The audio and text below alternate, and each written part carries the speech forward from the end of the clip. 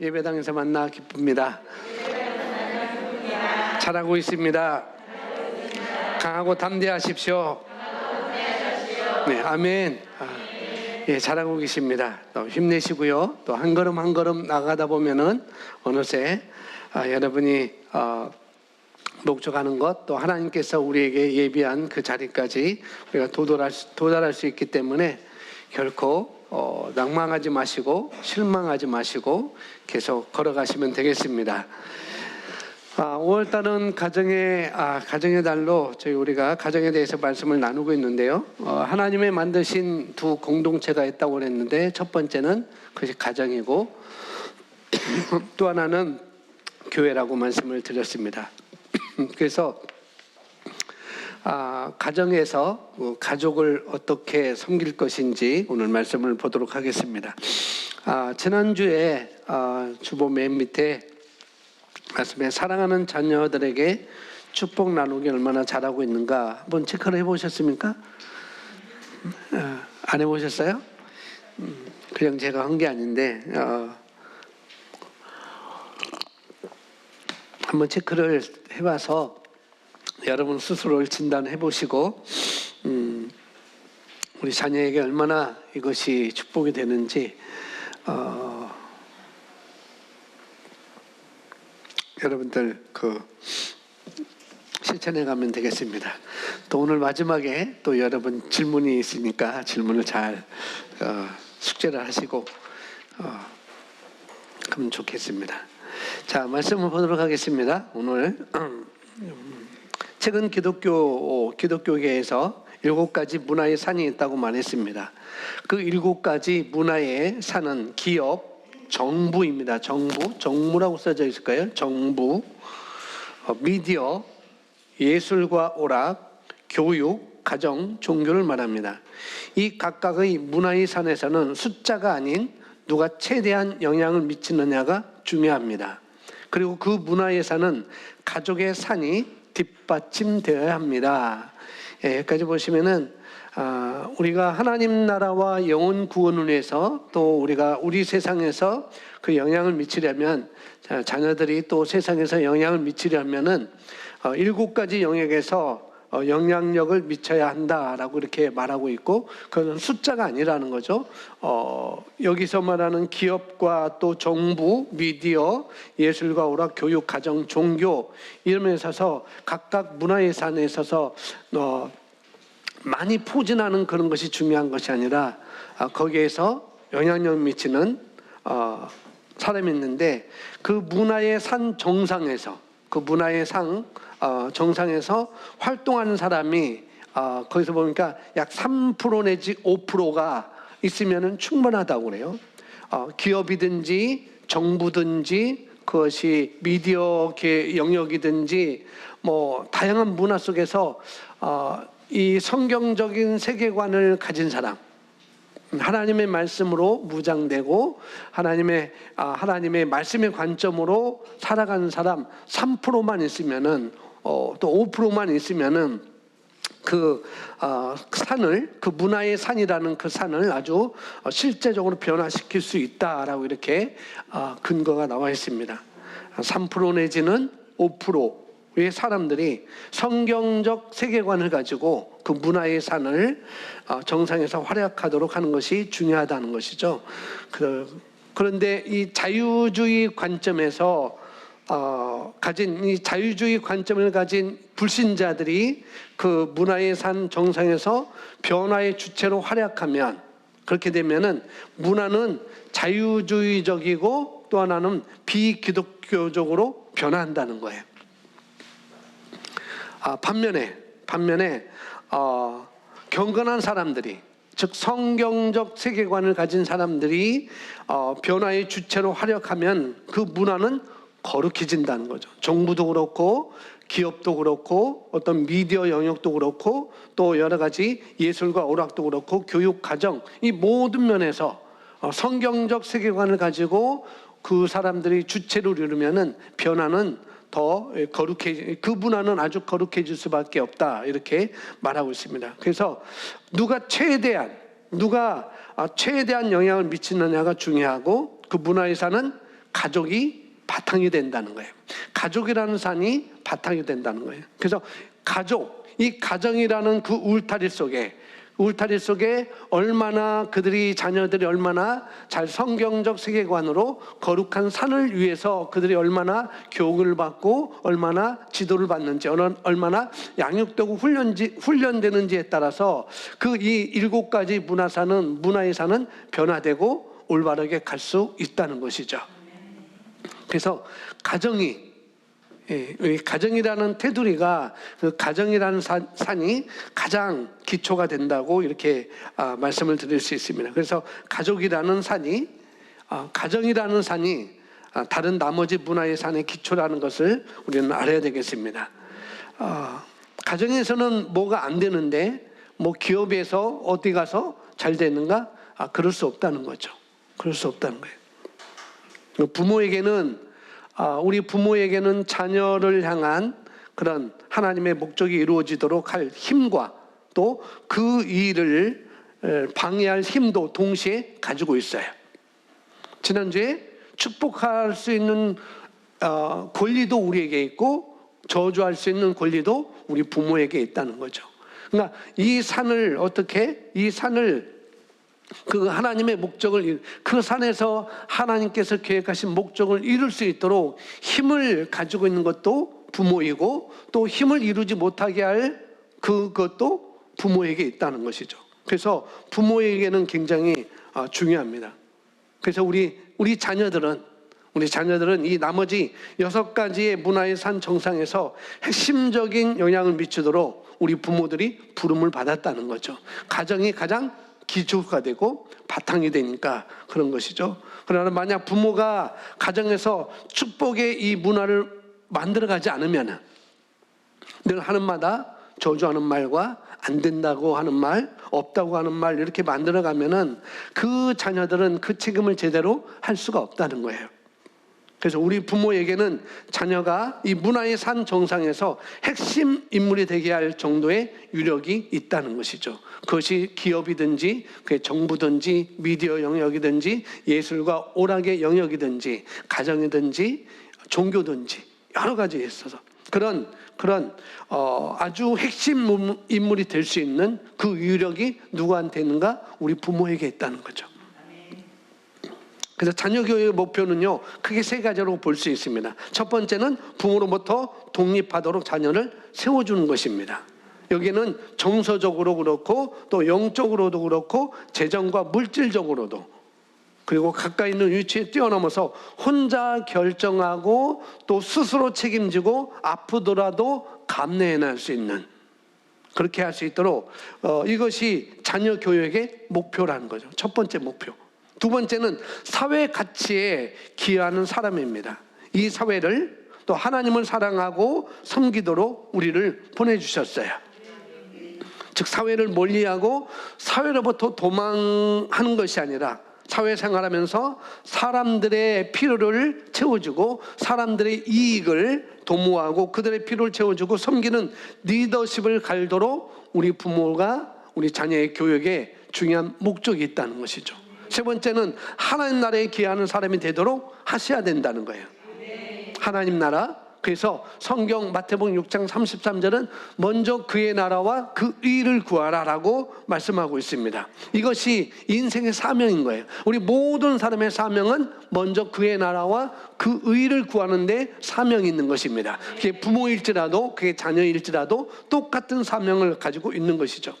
그래서 우리 아이들이 어릴 때부터 영적으로 사회적으로 또 신체적 모든 면에서 독립하고 또 스스로 결정권을 행사함으로 말미암아 다른 사람의 성공에 동참하고 또 하나님의 기쁨이 되는 자녀가 될 수 있도록 하는 것이 우리 부모의 목표라는 것이죠. 이 3가지를 여러분 잘 기억하시기 바랍니다. 두 번째, 부모들이 꼭 명심해야 할 중요한 원칙이 있습니다. 그 첫 번째 원칙 뭘까요? 자녀는 하나님의 것입니다. 예, 다시 말합니다. 자녀는 하나님의 것이지 내 소유가 아닙니다. 내 소유가 아니에요. 물론 내 몸으로 나왔어요. 아빠의 정자와 엄마의 난자의 결합으로 만들어졌다 하더라도 자녀는 내 것이 아닙니다. 그렇게 아셔야 돼요. 다시 말합니다. 여러분 성경으로 해석하고 성경의 관점으로 보셔야 돼요. 자녀는 하나님의 것입니다. 아멘. 다시 말합니다. 인간은 육체뿐만 아니라 인간은 영입니다. 육체뿐만 아니에요. 인간은 영입니다. 영적인 존재예요. 영적인 존재는 말씀으로부터 기인되어 있습니다. 말씀으로부터 출발하고 말씀으로부터 태어났어요. 그래서 우리 자녀는 영적 존재라는 사실을 여러분이 인식하셔야 돼요. 그래서 영적 존재이고 또 하나님의 자녀라는 것을 여러분이 인정하셔야 됩니다. 내가 낳았다 할지라도, 여러분이 낳았다 할지라도 그는 내 것이 아니고 하나님의 자녀인 것입니다. 요한복음 3장 16절 말씀입니다. 함께 고백하겠습니다. 하나님께서 세상을 이처럼 사랑하셔서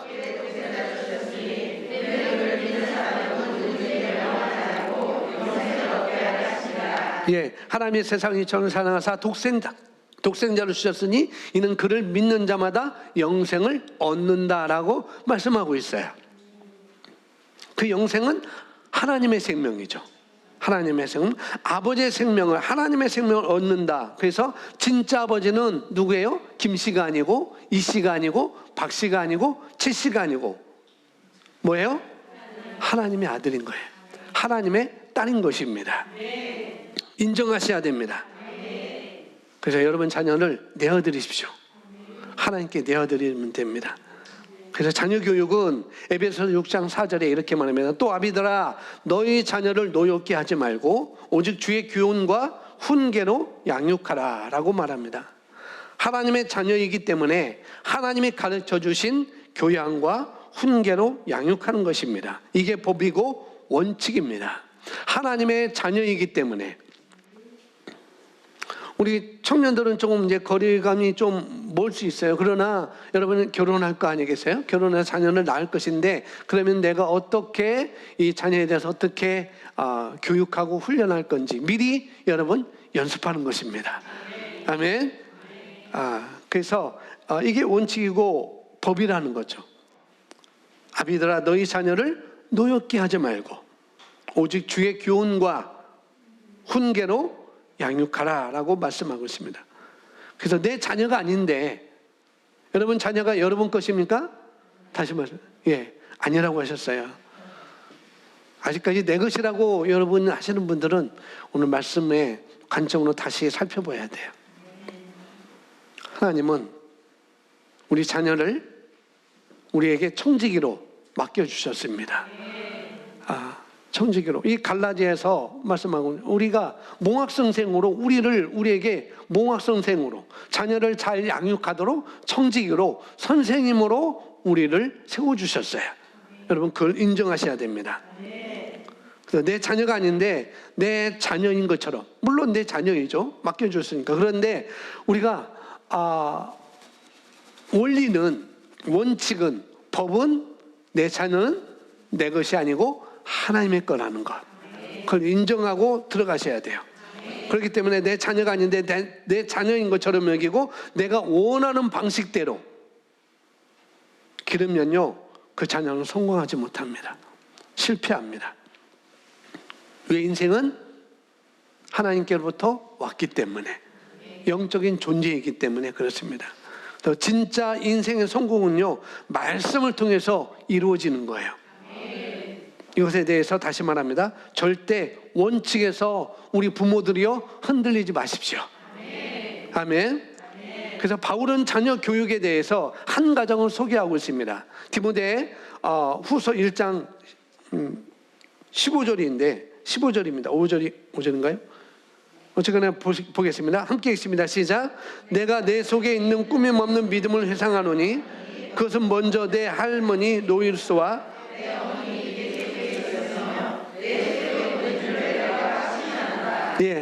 디모데후서 1장 5절 맞습니다.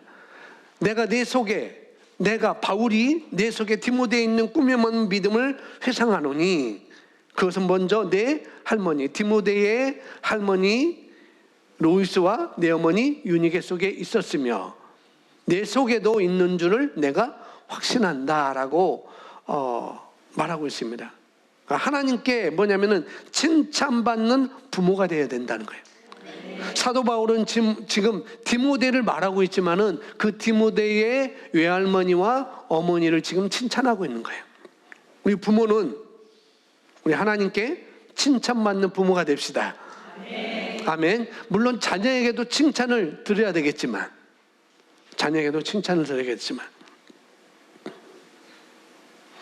하나님께 가장 칭찬 듣는 부모가 되셔야 됩니다. 그러므로 주의 교훈과 에베소 6장 4절에 말씀하는 것처럼 오직 주의 교훈과 훈계와 말씀이 자녀 교육에 여러분 매뉴얼이 되도록 해야 합니다. 지난주에 말씀하셨던 그 리브가는 과잉 보호가 있었죠. 그리고 편애를 했습니다. 그 리브가는 야곱에 대해서 과잉 보호를 했습니다. 또 감정이입으로 인한 잘못된 판단을 또 하게 됐죠. 하나님의 약속이 있음에도 불구하고, 하나님의 약속을 분명히 줬음에도 불구하고 그 약속을 믿지 못하고 자기 어떤 꾀로, 속임수로 그 약속을 받아내려고 하는 그런 판단을 우리가 성경을 통해서 봤습니다. 우리 부모의 과잉보호, 자녀에 대한 과잉보호, 또 감정이입. 이 부모와의 이 감정이입이요, 지나치게 이입되거나 지나친 동정심 우리가 경계를 해야 돼요. 너무 지나친 과잉보호, 지나친 감정이입, 이걸 우리가 그런 동정심을 우리가 경계를 해야 된다는 거죠. 왜? 대부분 이것 때문에 망칩니다. 대부분. 이것 때문에 야곱이 20년 동안 고생했어요. 하나님의 약속을 기다리면 됐는데 그 속임수 때문에 엄마의 죽음도 못 받고 그렇게 되는 것이죠. 아빠의 죽음도 못 받고, 아빠는 나중에 만나게 되는데, 이런 나중에 아이들로부터 좋지 않은 이 과잉 보호와 감정이입과 지나친 동정심 때문에 나중에 아이들로부터 뭐냐면은 좋지 않은 판단을 받게 돼요. 분명히. 그래서 우리 부모일 때 과잉 보호하지 마시고 적절한 보호하세요. 감정이입 함부로 하지 마시고 성경의 원칙대로 양육하시고 도와주셔야 됩니다. 아이고 우리 새끼, 아이고 우리 강아지. 물론 그럴 수 있습니다. 그렇게 하면서 다 받아주지 마세요. 다 받아주면 안 됩니다. 너무 사랑하거나 너무 아끼거나 너무 보호하면, 물론 마땅히 해야 될 거지만 여기에 너무 지나친 과잉 보호와 감정이입과 동정심이 들어가면, 또 거기에 플러스 뭐 하나, 내가 못해준 거, 그런 것이 들어가면은 뭐예요? 그 자녀는 성공하지 못합니다. 그런 자녀는 세상에서 나가 약한 자가 될 수밖에 없어요. 왜? 그러니까 온실 안에 콩나물로 자랐기 때문에, 온실 안에 상추로 자랐기 때문에 그렇게 될 수밖에 없어요. 그래서 여러분, 그런 아이들은 너무 보호를 하면은, 너무 과잉 보호과 감정이입과 동정심과 어떤 내가 해주지 못한 그런 것들 때문에, 그런 한을 가지고 있기 때문에 그런 걸 가지고 하면은 그 아이는 약한 자가 되어지고, 혹은 자기밖에 모르는 이기주의적인 그런 이기주의적인 아이가 되어서 사회성에서도 결여되고, 사회성에서 어떻게 함께하지 못하고 하나님의 인격적인 제자로서 성장하는데 장애를 갖게 되는 것이죠.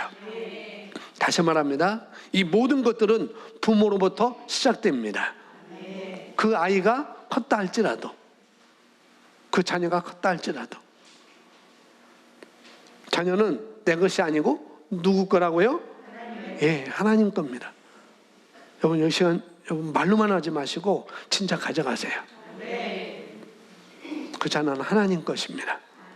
자, 두 번째 읽어볼까요? 두 번째 원칙 읽어볼까요? 시작. 예, 하나님은 부모를 먼저 다루셔요. 부모의 삶으로 가르친 것만 낫습니다. 신명기 6장 6절 말합니다. 시작. 오늘 내가 내게 명하는 이 말씀을 너는 마음에 새기고 내 자녀에게 부지런히 가르치며 집에 앉았을 때든지 길 갈 때든지 누워 있을 때든지 일어날 때든지 이 말씀을 강론할 것이며. 예, 하나님은요 먼저 부모를 다루시지 자녀 먼저 교육하기를 원하지 않습니다. 그래서 하나님은 신명기 6장 6절에 뭐라고 하는가? 오늘 내가 내게 명하는 이 말씀을 너는 마음에 새기고 라고 말씀하고 있어요. 자녀에게 이 말씀을 마음에 새기도록 가라라고 그렇게 먼저 시작하지 않는다는 거죠. 하나님은 우리 부모를 먼저 다루십니다.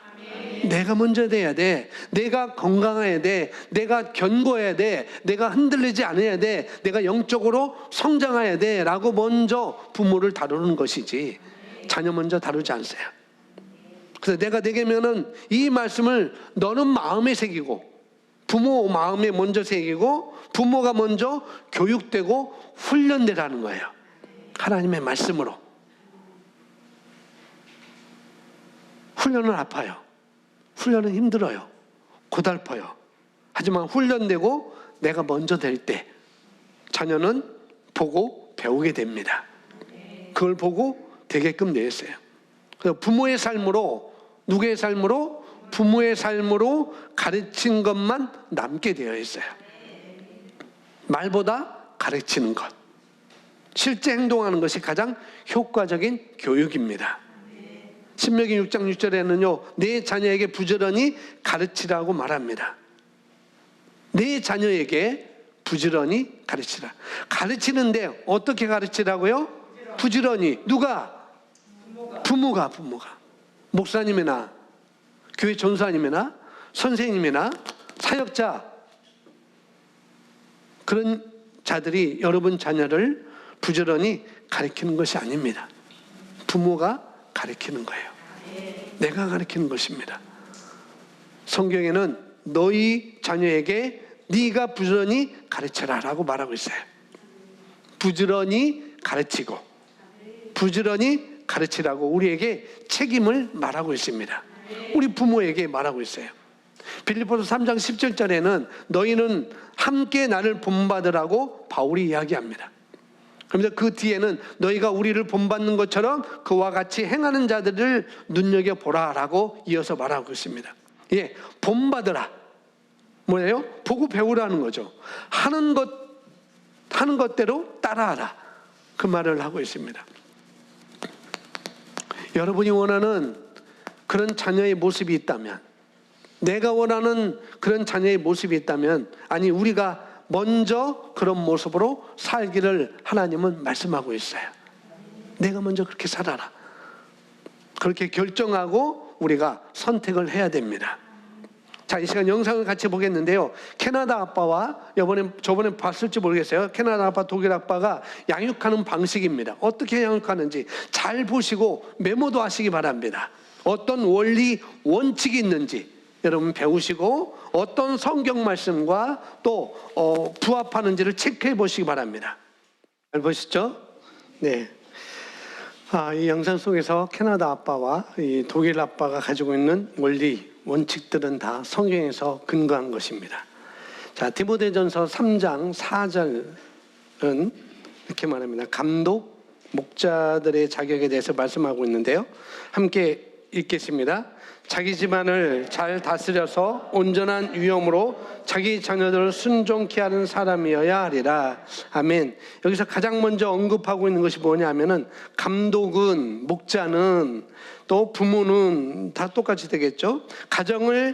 자기 가정을 잘 다스리고 언제나 위엄과 권위와 질서를 가지고 자녀들을 순종하게 하는 사람이어야 합니다.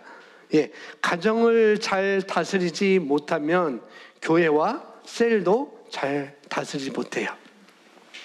그래서 부모는 가정을 먼저 다스리되 부모에게 순종하는 자녀를 둔 자가 지도자의 자격이 있다라고 이렇게 이야기합니다. 왜 가정을 그 가정을 만드신 하나님, 두 공동체, 교회와 가정을 만드는데, 가정을 만드신 하나님, 가정이 가장 영적인 사람을 발견하는 곳이기 때문에 지금 그렇게 말씀하고 있는 것입니다. 그래서 집에서 하는 말과 말투와 태도가 바깥에 나가서 다른 모든 사람들과 하는 대화, 말투, 태도, 이런 모든 것이 일치하는 것은 정상인 것입니다. 가정에서. 그래서 영적인 사람은 어디서 찾는다? 가정에서 찾는 것입니다. 아빠와 엄마로부터 자녀는 가장 영적인 사람을 만나게 되는 것입니다. 또 영상 하나 볼 건데요. 세상에 나쁜 땡땡은 없다. 거기서 나오는 강아지입니다. 유명한 여러분 그 교육 원리를 우리 대통령인 강형욱 씨를 통해서 우리가 잘 설명을 하고 볼 수가 있습니다. 여러분, 여기 이 영상에서도 여러분들이 좀 깁니다만 성경적 원리를 가지고 자녀 양육 방식의 원칙을 여러분이 도출해 보시기 바랍니다. 그리고 이 개가 왜 오만방자하고 왜 자기밖에 모르고 질서가 없는 개가 되었는지를 여러분 발견하게 될 것입니다. 잘 관찰하시고요. 또 원리 원칙을 한번 뽑아 보시기 바랍니다. 그냥 보지 마시고 앞에 것도 그렇고 이 뒤에 것도 그렇고 원리 원칙이 뭔지 잘 뽑아 보시고 메모도 하시면 좋겠습니다. 제가 다 설명을 드리지 않겠습니다. 여러분 충분히 발견할 수 있을 것입니다. 자, 부모들이 명심하고 또 배워야 될 세 번째는 인격적으로 양육하는 것입니다. 내 자녀는 내 것이 아닙니다. 내 자녀는 내가 아닙니다. 나와 같을 수 없고 내 마음대로 조종할 수 없습니다. 부모는 인격적이어야 돼요. 그렇죠? 인격적인 거 어떤 것이 인격적인 것이 또 어떤 것인지 또 우리가 영상을 통해서 잘 봤습니다. 이 말은 인격적이어야 된다는 것은 이 말은 뭐냐면은 억지로 강요하거나 또 복종하게 만드는 것이 아니라 자유의지를 가진 그런 자기 결정권을 가진 하나님을 닮은 그런 영적 존재라는 것을 인정할 때에 인격적으로 우리가 양육하고 돌볼 수 있습니다. 인격적인 태도를 가지고 존중을 해야 합니다. 누구를? 자녀를. 그런 것이죠. 강아지가 아니고 자녀입니다. 자, 그래서 이렇게 고백하십시오. 함께 저를 따라서 고백하십시오. 내 자녀는 내 것이 아니다. 내 자녀는 내가 아니다. 예, 내 자녀가 아니기 때문에 하나님의 양육과 훈련 방식으로 양육해야 되고요. 내 자녀는 내가 아니기 때문에 자녀가 아프거나 할 때 내가 아프다고, 자녀가 어려움을 당한다고 내가 어려움을 당한다고 함부로 보호하거나 또 지나치게 보호하거나 방어하게 되어서는 되지 않습니다. 다시 말합니다. 자녀는 내가 아닙니다. 내가 못 배웠다고 그 못 배운 분을 아이들을 통해서 풀려고 해서도 안 되고요. 또 내가 성공하지 못했다고 해서 아이들을 통해서 그 성공의 자리를 가도록 강요해서도 되지 않습니다. 자녀는 자녀이고 나는 나입니다. 하나님은 1대1의 관계를 맺고 싶어 하세요. 내 자녀는 내가 아닙니다. 나와 같을 수 없고 내 마음대로 조종할 수도 없습니다. 아이는 자기 선택의 의지에 따라서 자기 인생을 스스로 결정하고 자기가 결정했고 원했기 때문에 또 자기가 책임져야 한다는 것을 배워야 되는 것이 우리의 자녀입니다. 그걸 막는다라고 한다면은 그건 무책임한 부모가 되는 것이고 무책임한 아이가 되도록 부모가 조장하는 것입니다. 이것을 여러분 아셔야 됩니다. 그럼 여러분 진정한 사랑은 무엇일까요? 자유의지를 가진 인격적 존재라는 것을 인정하고 그에게 선택권을 주고 선택한 대로 자기가 책임지고 살아갈 수 있도록 배려해 주는 것입니다. 이것이 바로 진정한 사랑이에요. 하나님은 그렇게 우리를 하셨습니다. 네 번째, 자녀의 자상은 부모가 영상으로 그려줍니다. 아주 중요한 영적인 원리예요. 사람은 뭐예요? 영이죠. 영이죠.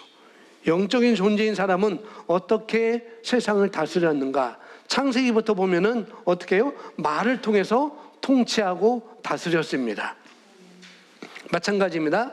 왜? 뒤 보면은 자녀를 사랑한다면 부모는 자녀에게 말로 그 미래를 정체성을 정확하게 그려줄 수 있어야 됩니다. 너가 무엇을 할 수 있겠냐? 너 같은 게, 너 누구를 닮았냐? 너는 항상 그 모양이지라고 말한다면 우리 아이는 아무것도 할 수 없게 되어지고 항상 그 모양이지 되어지고 아무것도 할 수 없는 무능한 자가 되어집니다. 예, 그 아이는 저주를 받는 것이죠. 너는 항상 왜 그 모양이야?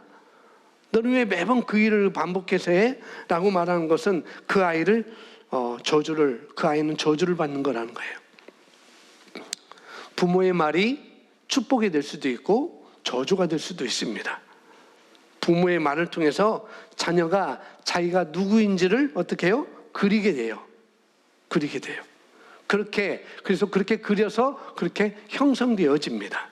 그래서 부모는 바르게 말하고 또 온전한 말을 할 수 있어야 됩니다. 나는 내가 자랑스러워. 내가 있으니 나는 든든해. 많이 성장하고 있어서 기쁘다라고 이렇게 말을 해주는 것이죠. 다음 보겠습니다. 우리는 영적 존재의 말을 통해서 그가 누구인지를 인식시켜 줍니다. 자아상은 인간관계 형성의 키포인트입니다. 자아상은 자기가 누구인지 정신적, 인격적으로 정체성을 알아가는 게 자아상입니다. 이 자아상은 부모가 그려줍니다. 그러면 어릴 때부터 부모는 자녀에게 존중해주고 자신감을 가질 수 있도록 건강한 자아 존중감을 길러주셔야 됩니다. 최고의 길은 뭐라고요? 말해주는 것입니다. 예, 영적인 존재에게 말을 통해서 그가 누구인가를 인식시켜 줍니다. 부모와 자녀 간에도 믿음의 교제가 있어야 되는 거죠. 뭘 통해서? 말을 통해서 그것이 있어야 되는 것입니다. 정확하게 말하고 믿음으로 어떻게 해요? 말하는 거예요. 말을 통해서 저와 여러분의 자녀의 인생을 그려주는 사람이 바로 부모인 것입니다. 우리 부모라는 거죠. 우리 남성들이요, 우리 아빠들 진짜 중요합니다. 아빠들.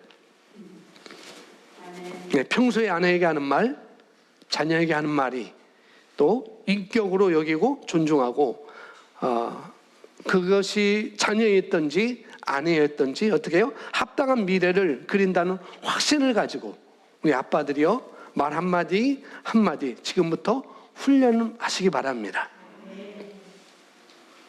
왜? 자녀의 미래를 여러분이 그려주는 거예요. 아직 안 늦었습니다. 지금부터 하셔도 됩니다. 그리고 가장 중요한 것이 뭐냐면은 부부관계예요. 부부관계. 남편과 아내가 사랑하는 관계를 맺고 존중하는 관계를 맺고 있느냐. 그래서 부부관계가 아주 중요합니다. 자녀에게 좋은 애착관계, 이 부부가 남편과 아내가 아빠와 엄마가 좋은 애착관계가 형성되어지 그런 것을 보여주면은 자녀도 그런 애착관계가 형성되어지게 되어 있어요. 그리고 자녀가 웬만한 대인관계를 잘할 수 있습니다. 부부관계가 좋으면 자녀는 원만한 대인관계를 이루고 자아 존중감이 생기고 또 자신감이 있고 적극적인 삶을 살게 되고 진취적인 인생을 살게 됩니다. 무엇 때문에? 부부가 사랑하고 아끼고 좋아하면. 그래서 가장 최고의 부모 교육은요, 뭐냐면은 부부가 서로 사랑하고 아끼고 존중하는 삶을 보여주는 것입니다. 그래서 여러분, 최고의 부모 교육, 남성들이요, 가장 중요한 것은 부부간입니다. 자녀도 아니에요. 부부간이 가장 중요합니다. 예, 부부간에 자신이 없다. 그리고 뭔가 더 필요하다고 생각되시는 분은 부부 코칭을 받으시기 바랍니다. 나 이 정도면 돼. 나는 이 정도면 돼. 하시는 분들도 받으시기 바랍니다. 이 정도면 됐지 하다가 성장 못할 수 있어요. 배우셔야 됩니다. 다섯 번째, 가정의 중심은 자녀가 아니고 그래서 부부입니다. 건강한 가정의 중심은 부부라는 것이죠. 부부가 건강하면 자녀는 건강하게 되어 있어요. 부부가 존중하고 사랑해주면요, 자녀는 자연스럽게 그걸 보면서 사랑이 충만하고 안정감이 충만해집니다. 자신감이 생기게 되어 있어요. 자녀를 사랑한다면 남편을 세워주십시오. 아내들은. 자녀를 사랑한다면 남편들이요, 아내를 아껴주고 존중해 주십시오. 이것이 자녀 양육의 시작인 것입니다. 다시 말하지만 부부 관계만큼 중요한 관계는 없습니다. 아멘. 그러면 싱글인 우리는 어떤가? 그것은 주님과의 나의 관계를 아주 돈독하게 맺는 것입니다. 그래서 내가 하나님을 어떻게 사랑하고 예수님을 어떻게 사랑하는지 보여주면은 그 가정도, 싱글 가정도 충분히 자녀들도 그걸 배우게 될 수 있어요. 성경은 그렇게 말하고 있거든요. 맛있는 것 있으면 먼저 아빠가 엄마를, 엄마가 아빠를 서로 챙겨주는 모습을 보이면은 자녀들은 그것을 배우게 됩니다. 너희도 소중하지만 내게는 너희 엄마가 소중해. 너희도 소중하지만은 내게는 너희 아빠가 소중해 라고 챙겨주는 것, 그걸 통해서 아이들은 그런 문화를 통해서 아이들은 배우게 되고 그들이 가정을 이룰 때도 똑같은 것을 할 수가 있습니다. 자연스럽게 아주 습득이 되어지는 거죠. 자, 세 번째, 처음부터 가르치면 좋은 것들이 있습니다. 아주 중요합니다. 선한 일을 위하여 심는 습관을 아이들에게 가르치십시오. 예, 선한 일을 위하여 심는 습관. 도시락이나 소풍 갈 때도 도시락을 쌓아주고 그런 것들, 이런 것들 잘하는데 잘하는 가정이 있어요. 아카데미에서, 우리 아카데미에서, 그리스 아카데미 어디를 간다 하면은 자녀들에게 그런 잘하는 가정이 있어요. 자녀들 것만 쌓아주는 것이 아니라 다른 아이들 것도, 운전하고 가는 목사님, 또 보호하는 보호자로서 가는 사모님, 또 선생님으로 가는 전사님, 아카데미 선생님을 위해서도 쌓아주는 부모 있고, 또 자녀들이 맡겼으니까 어디를 가면은 다녀와서 세 분이 식사라도 하라 하시라고 봉투를 챙겨주는 가정도 있습니다. 그걸 엄마가 주지 말고 아이들이 주게끔. 그래서 심는 습관을 아이들도 서절로, 이렇게 가면은 당연히 이렇게 섬겨야 되는구나, 존중해야 되는구나라고 보여주는 거예요. 부모가 줘도 괜찮은데 아이들로부터 그렇게 심을 수 있는 모습을 엄마가, 아빠가 말해줌을 통해서 그렇게 교육이 되는 것이죠. 그러면은 그 자녀는 자연적으로 이 습관은, 이 삶은, 이 문화는 가지게 되어 있어요. 이것은 성경 말씀대로 심는 그 종류대로 거두게 되는 것입니다. 그래서 이것을 우리가 먼저 가르치고 살아가는 것이죠. 아이들에게 이기적인 아이가 아니라 다른 사람의 필요를 채워주고 그 아이를 돕는 이타적인 삶을 살 수 있도록 어릴 때부터 부모도 마찬가지고요. 좋은 것 있으면 이웃에게 나눠 먹고 또 부모에게 효도하는 모습을 아이들에게 가르쳐주고 존중하는 말과 또 언행도 보여주고 부부끼리 하는 말 속에서 아이들은 모든 가치관을 배우고 습득하게 되어 있어요. 그러므로 선한 일을 위하여 좋은 것을 심는 습관을 우리가 가르쳐줘야 됩니다. 책 읽는 습관을 여러분이 가르치십시오. 책 읽는 습관. 성경 암송, 성경 읽기, 성경 만화, 성경 암송하는 것. 성경을 읽는 습관. 이건 어릴 때부터 가르쳐주면 좋습니다. 디모데후서 3장 15절에 이렇게 16절은 우리가 잘 알고 있잖아요. 15절 그 앞에 이렇게 말씀하세요. 바울이 디모데에게 어려서부터 내가 성경을 알았나니 이렇게 말해요. 디모데야, 내가 어려서부터 성경을 알았구나. 1장 5절에서는 외할머니와 또 엄마를 통해서 믿음의 교육을 받았고, 그래서 바울이 그걸 보는 거예요. 디모데, 너를 보니까 내가 어렸을 때부터 성경을 알았구나. 그래서 믿음으로 말미암아 구원에 이르는 지혜가 내게 있다라고 이렇게 바울이 말하고 있습니다. 그러면요, 이 성경을 읽고 그러면요, 책 읽는 습관과 성경을 읽으면은 두뇌의 어떤 활동이 활발해질 뿐만 아니라 또 하나님의 말씀을 배우게 되었죠. 성경 암송을 3살 때부터, 4살 때부터. 그러니까 유대인의 하브르타 교육이 있는데 유대인들의 하브르타 교육에서는 3살 때부터 탈무드를 외우게 하고 코란이 아니고 토라를, 율법서를 외우게 합니다. 그게 3살 때부터 유대인의 교육은 그렇게 주어지고 있어요.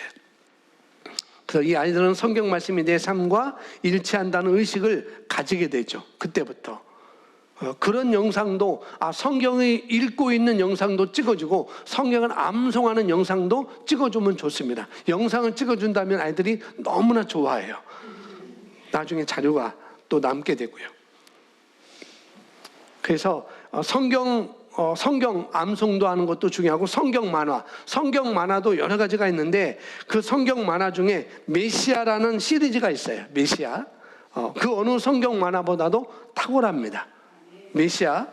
혹시 있으신 가정 있을 거예요. 몇 가정 있는데 없으면은 성경 만화 이것을 메시아라는 시리즈를 사주고 볼 수 있도록 합니다. 이것은 일본 작가가 그 글인데 참 잘 되어 있습니다.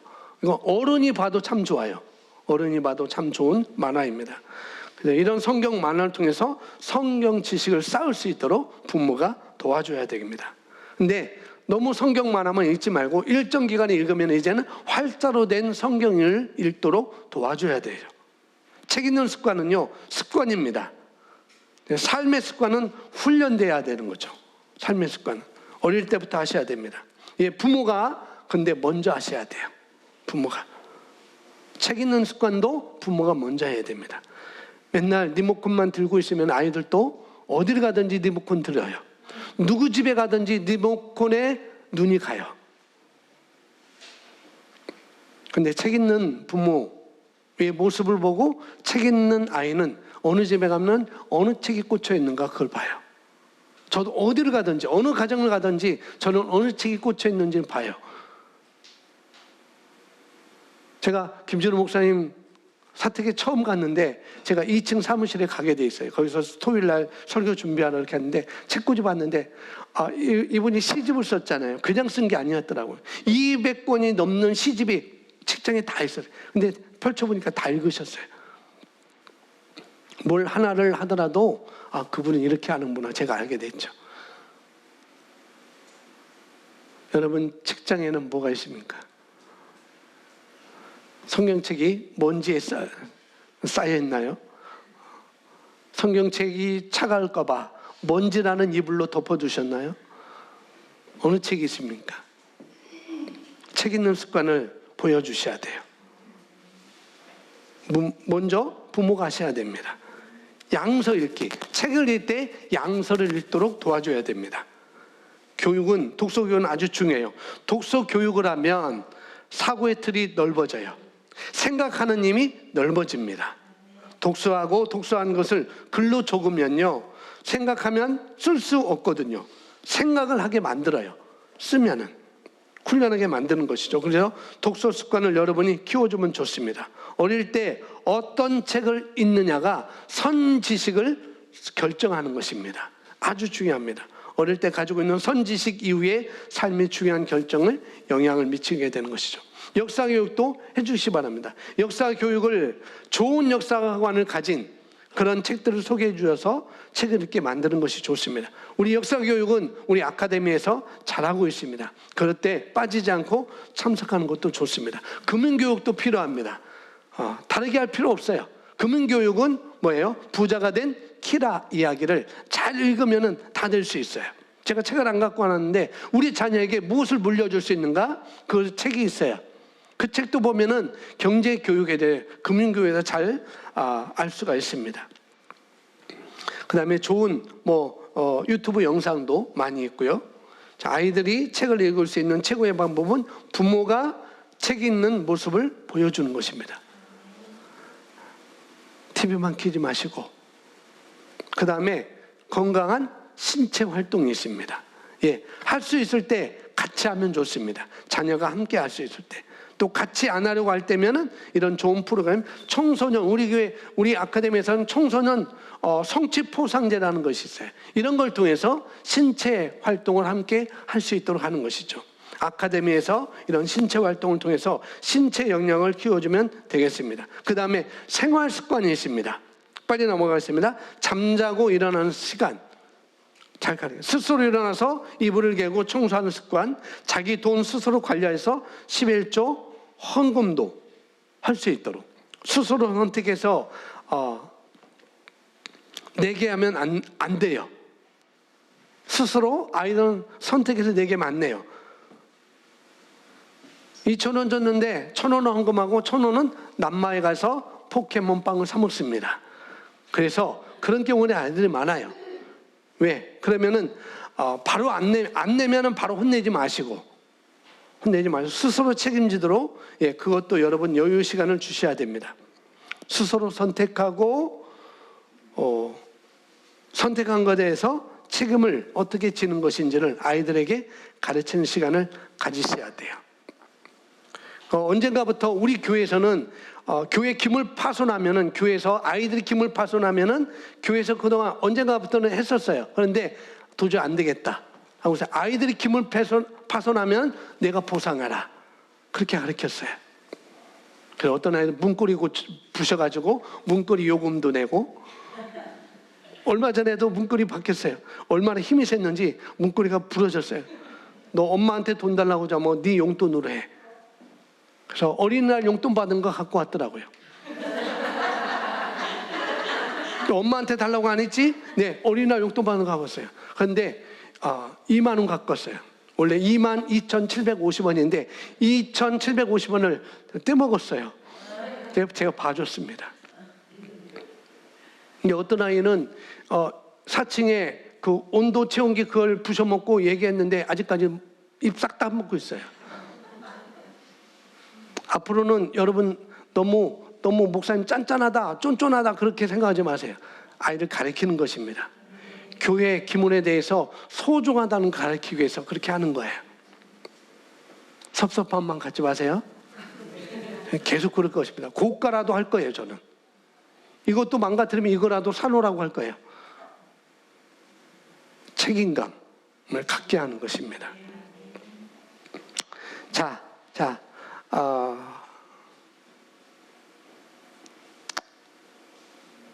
아이들에게 자신의 의견을 떳떳하게 표현하는 것 가르쳐야 됩니다. 그리고 감사하는 습관. 우리 아이들에게도 감사하는 습관을 키워야 됩니다. 특별히 엄마들은 아빠가 돈 벌어서 물건을 사주거나 또 엄마가 돈 벌어서 물건을 사주거나 옷을 사주면 아빠한테 엄마한테 아빠 감사해요, 엄마 감사해요라고 말을 할 수 있도록 가르쳐야 됩니다. 훈련하셔야 돼요. 감사하는 걸 가르치세요. 아멘. 그다음에 맞아 이거 외국어는 2개 국어 이상 하면은 이들이 활동 무대는 더 넓어집니다. 그래서 아이들한테 2개 국어 이상 할 수 있도록 가정에서 꾸준히 가르쳐야 됩니다. 자, 에베소서 6장 12절 말씀 함께 읽습니다. 시작.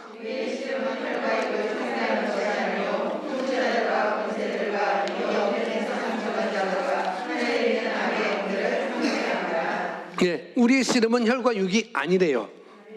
정사와 권세와 이 어둠의 세상 주관자들과 하늘에 있는 악한 영들이라고 성경에서 말씀해 주고 있습니다.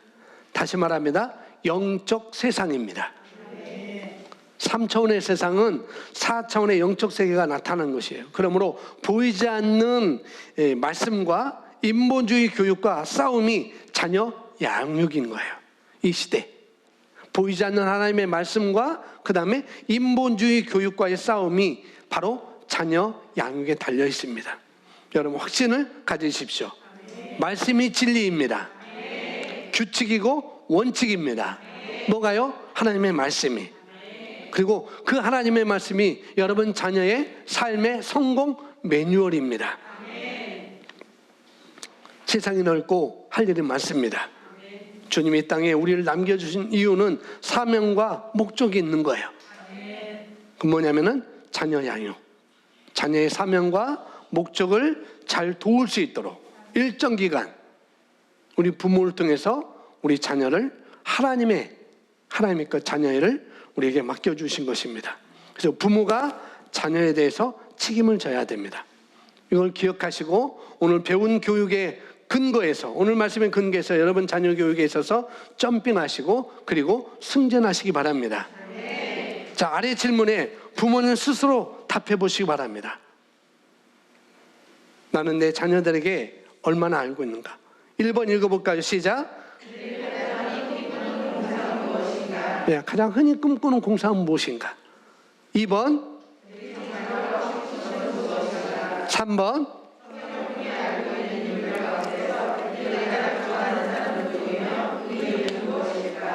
4번에 인류를 위해 봉사하는 일 가운데 하나님께서 그들에게 원하시는 것은 무엇이라고 그들은 믿고 있는가?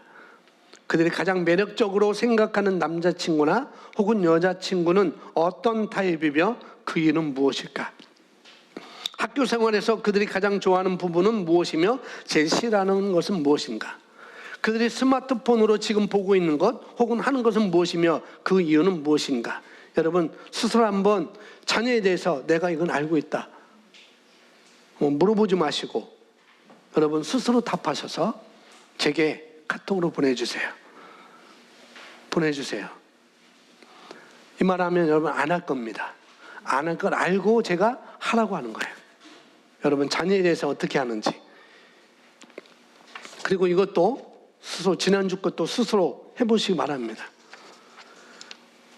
너무 강압적인가요? 죄송합니다. 그래도 하시기 바랍니다. 하셔야 돼요. 자, 오늘 이렇게 오늘 말씀을 그렇게 마쳤습니다. 감사하고요. 우리 함께 잠시 기도하겠습니다. 우리 부모, 오늘 부모 교육에 있어서 우리가 말씀을 봤는데,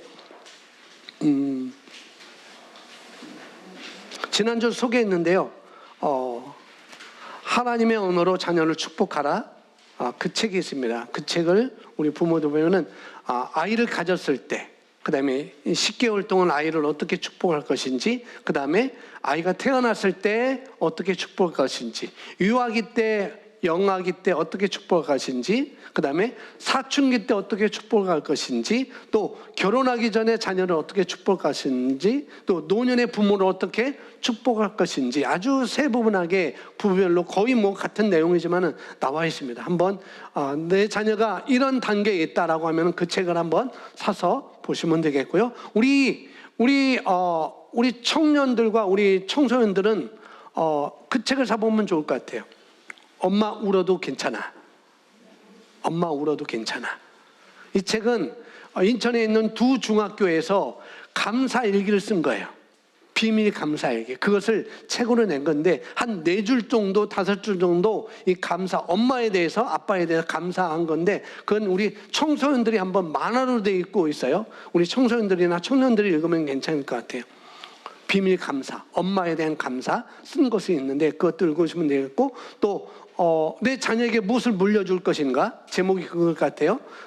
그것도 우리 자녀를 가리키는데 좋은 책이 될 것 같고 있습니다. 그 다음에 학력 파괴자들, 이 책을 읽으면 좋습니다. 부모들이.